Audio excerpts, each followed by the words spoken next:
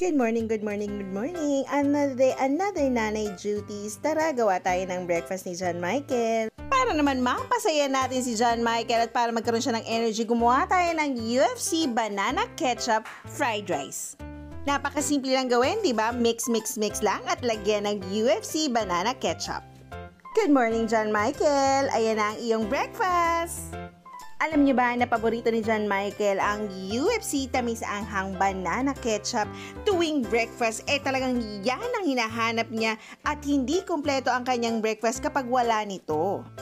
Alam ko magiging kumpleto ang kanyang araw bago siya pumasok dahil ang kanyang breakfast ay sure akong favorite na favorite niya.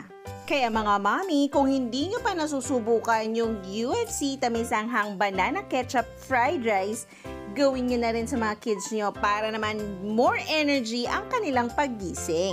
O paano